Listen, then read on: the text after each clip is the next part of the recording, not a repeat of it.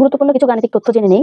1K আমরা যে কোনো ভিডিও বা যে কোনো ক্ষেত্রে যখন 1K দেখি, 1K অর্থ কি? 1K অর্থ হচ্ছে 1000। এই যে Kটাকে আমরা কিলো অর্থে ব্যবহার করি, কিলো অর্থ হাজার। তাহলে 1K মানে 1000। যখন কোনো ভিডিওর ফলোয়ার্স বা যে কোনো ক্ষেত্রে যখন 1K লেখা দেখবো, তখনই আমরা বুঝতে হবে এখানে 1000।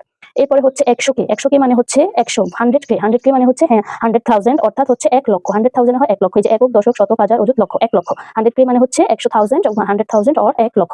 এবার হচ্ছে 1 মিলিয়ন। 1 মিলিয়ন মানে হচ্ছে 10 লাখ। 10 লাখ মানে হচ্ছে 10 লক্ষ। এই যে একক, দশক, শতক, হাজার, অযুত, লক্ষতে হচ্ছে 10 লক্ষ।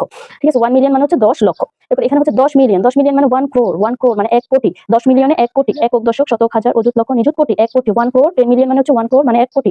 এরপর হচ্ছে 1 বিলিয়ন। 1 বিলিয়ন মানে হচ্ছে 100 crore মানে 100 কোটি। একক, দশক, শতক, হাজার, অযুত, লক্ষ, নিযুত, কোটি। কোটিতে হচ্ছে 100। 100 কোটি। 1 বিলিয়ন মানে হচ্ছে 100 crore মানে হচ্ছে 100 কোটি। এরপর হচ্ছে 1 ট্রিলিয়ন। ট্রিলিয়ন অর্থ হচ্ছে 1 লাখ কোটি। 1 লক্ষ কোটি। 1 লক্ষ কোটি। এই যেখান থেকে দেখা যায় একক, দশক, শতক, হাজার, অযুত, লক্ষ, নিযুত। এই কোটিটা হচ্ছে 1 লক্ষ। একক, দশক, শতক, হাজার, অযুত, লক্ষ, 1 লক্ষ কোটি। এই যেখানে লক্ষ, এখানে কোটি। 1 লক্ষ কোটি। 1 ট্রিলিয়ন মানে হচ্ছে